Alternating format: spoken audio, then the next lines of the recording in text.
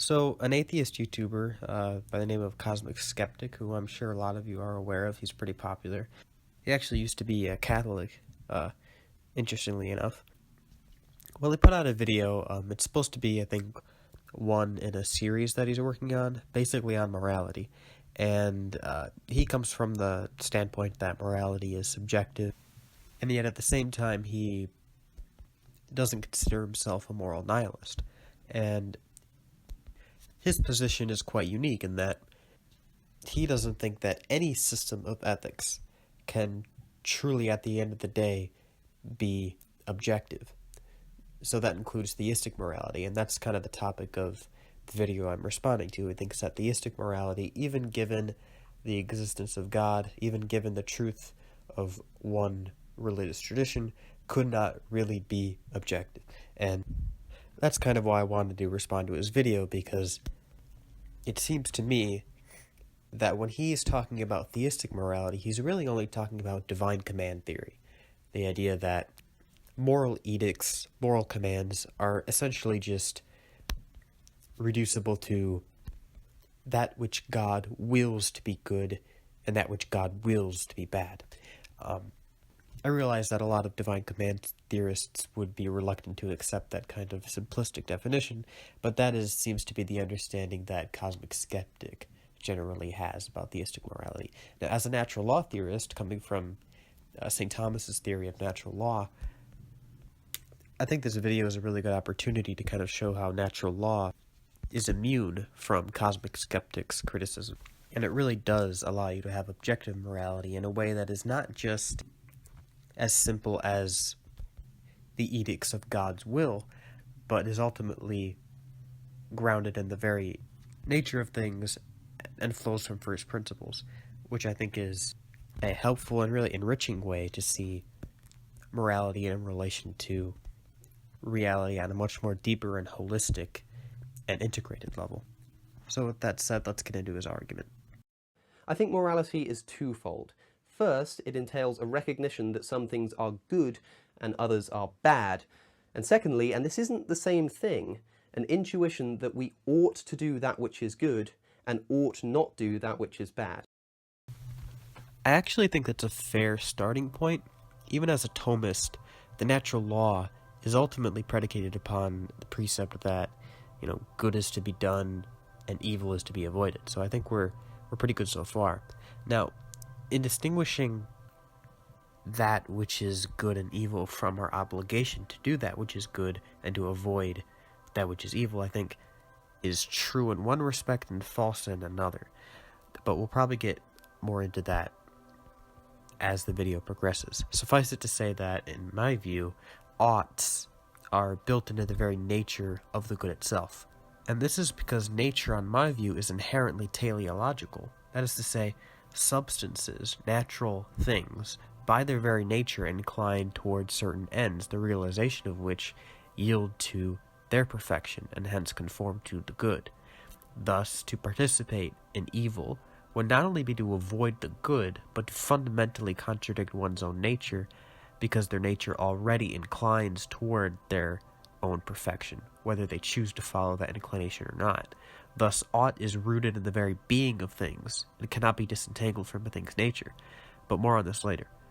This is just to say, really just to lay out the fact that while divine command theorists like William Lane Craig, or maybe flat-out materialists such as yourself, they can't traverse the is-ought gap. Nevertheless, systems like Thomism and Aristotelianism, they do close that gap at the level of their fundamental metaphysics and ontology. But it's important to keep in mind that the definition is composed of two parts, the good and bad and the ought and ought not.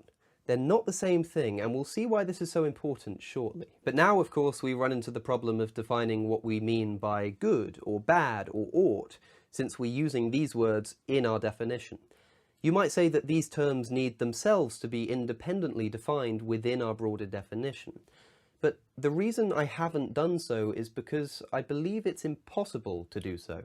You'll hopefully understand this by the end of the video, but my whole point here is that the reason morality can't be objective is precisely because good, bad, and ought can't be defined. Yeah, see, this is where we really part ways on a very fundamental level. I think good, bad, and ought, they can be defined in such a way that's not simply self-referential or circular. When you realize, and by the way, I think this is the last clip I'm going to play, because when the disagreement is rooted in this fundamental level, making a clarification or a refutation at this point is really going to bleed into the whole rest of the video to where it's kind of pointless to play subsequent parts. So if you want to watch this video, I'll link it in the description, and I'll be referencing it a few times as we go forward. But anyway, when you realize that goodness and being are ultimately convertible, they're ultimately one and the same thing, the same ultimate reality, it becomes very easy to define what is good and what is bad. Invariably, when we speak about something being good, we are ultimately referring to perfection, from which we get terms like better or worse. These notions imply a degree of perfection, and I don't think tying the good to perfection, more fundamentally, is at all controversial. But what is perfection? That's the question. I don't think perfection can really be understood in any other way than this: the degree to which a thing properly conforms to its nature. Hence, and I use these examples many times, the eye is more perfect to the degree to which it's going to perform its function as an eye more or less perfectly. A triangle, I use the triangle example dozens of times, as I'm sure most of you are aware by now. It's more or less perfect the degree to which it's conforming to its geometrical definitions. A heart, the degree to which it performs its functions as a heart, and the degree to which a thing conforms to its nature, as is the case in these examples, it's essentially the degree to which it is more or less actual. And actuality is ultimately sourced in being. A thing can only be itself, because it only has its nature to work with. That's how it participates in being, by being actual according to the mode of its nature. So the better it conforms to its nature, one would say, the more actual it is, because it is being itself more fully and more completely, participating more intimately in the wellspring of perfection itself, namely pure actuality or being itself, which is what we call God. Now, where does the ought fit into this? This is where I think teleology is going to fit into the picture.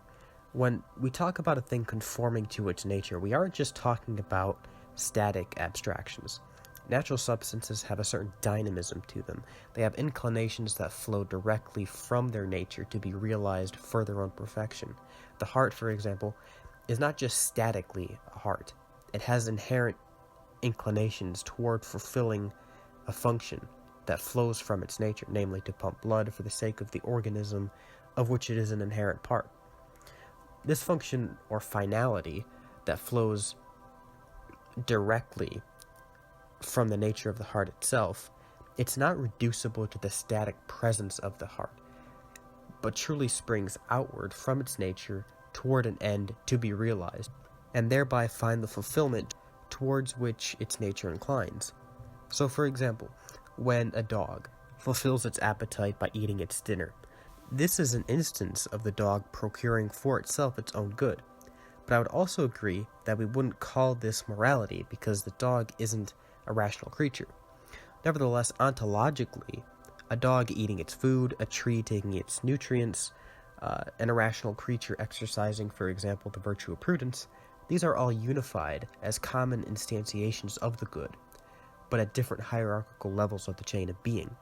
They are all instances of a thing being perfected, and hence more or less actual, by conforming to its nature. There really isn't a fundamental gap between an ought and an is. The ought is being, or actuality, as inclined toward by its nature, and this is the essence of the good. And the is would be being as immediately received by the nature itself, which is the source and seat of that inclination. But it's the same object in question, namely being.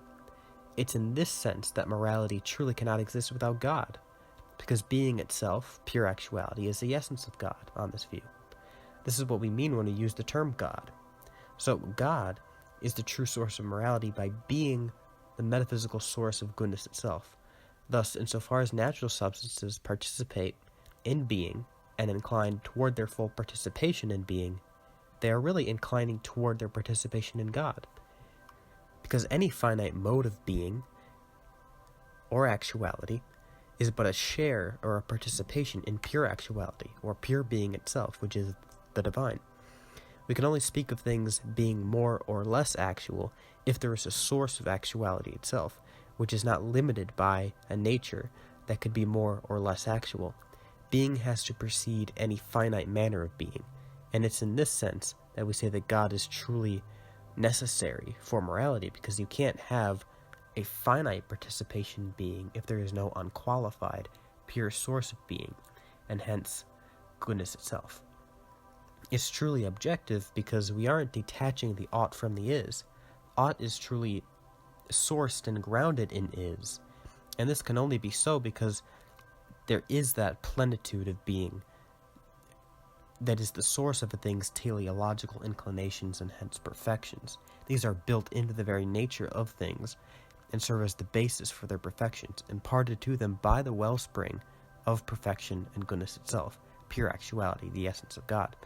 Unlike divine command theorists who simply have to reduce that which is good to the edicts of God's will, as William Lane Craig seems to do, as you mentioned in your video, the natural law theorist sees the fulfillment of a thing's very nature as the source of its perfection, and derives from God not as an arbitrary command of his will, but from the fact that he is the architect and source of a thing's very nature itself, and hence insofar as a thing conforms to its nature and fulfills its perfections, which were imparted to them by God himself, they achieve harmony with God by participating in him by virtue of their participation in their own limited mode of actuality.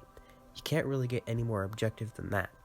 Now, later in the video, you go on to say that religious morality in particular can't be objective because there's no way to differentiate one set of religious instructions from another in the order of objectivity.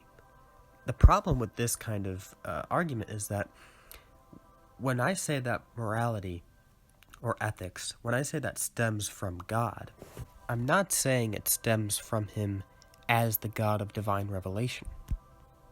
That isn't the source of its objectivity. The source of its objectivity is grounded in God as creator, from the very existence of God as the source of all being. Now, divine revelation can affirm or elevate to the level of a higher certitude that certain acts are more congruent with how God has fashioned our nature, but that isn't the immediate source of its objectivity. The immediate source of its objectivity is the fact that they stem from God, who has fashioned our nature and therefore has imparted to our nature those inclinations, those ends that are to be fulfilled and hence perfected, which is the essence of the good, a thing conforming to its nature. God is the source of this by being the source of a thing's participation in actuality, which is ultimately what the good is grounded in. Questions of which religious tradition is truly and authentically divine revelation, that is a question that is secondary to why we say that morality is ultimately grounded in the existence of God.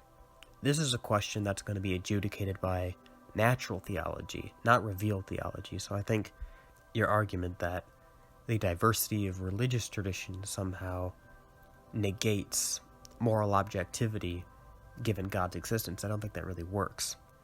I think I've shown in this video that the existence of God, and not only the existence of God, but the convertibility of being and goodness articulated in the natural law tradition, that really does provide an objectivity to ethics in a way that's grounded in first principles, it's grounded in ontology, and ultimately theology, natural theology specifically, and that's how you get objectivity in ethics. So I think that's going to cover it for this video. If he makes future videos on the topic that would warrant a response from a Thomistic standpoint, I'll probably get on that.